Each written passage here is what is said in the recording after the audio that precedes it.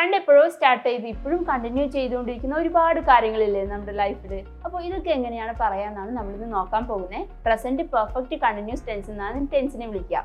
Okay, അപ്പോൾ അതിന്റെ common format നമുക്ക് ആദ്യം ഒന്ന് നോക്കാം.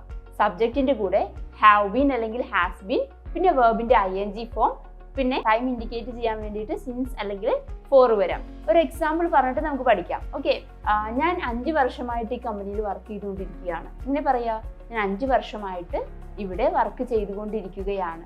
I have been working here for 5 years.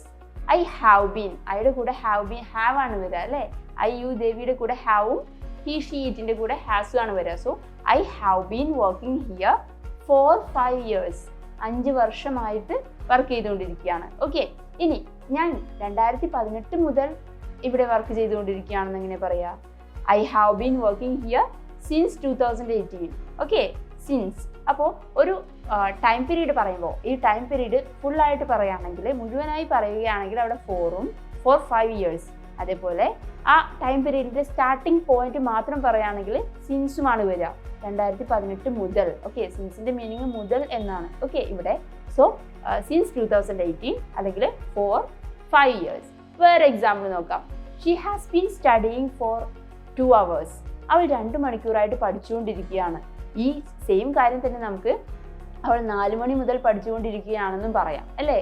She has been studying since 4 o'clock. Okay, she has been studying for 2 hours. She has been studying since 4 o'clock.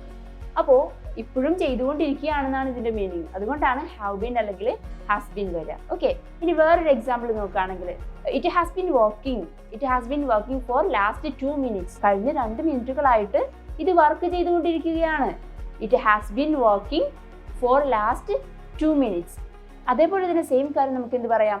3:05 മുതൽ അല്ലെങ്കിൽ 3 മണി മുതൽ ഇത് വർക്ക് ചെയ്തുകൊണ്ടിരിക്കുകയാണെന്ന് പറയാം.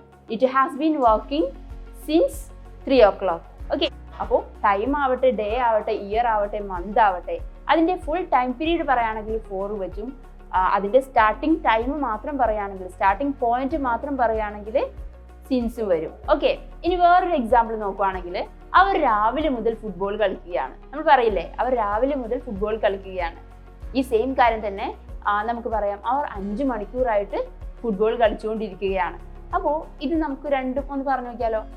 അവർ രാവിലെ മുതൽ ഫുട്ബോൾ കളിക്കുകയാണ്. They have been playing football since morning. Okay, they have been playing football since morning. അവർ രാവിലെ മുതൽ ഫുട്ബോൾ കളിക്കുകയാണ്.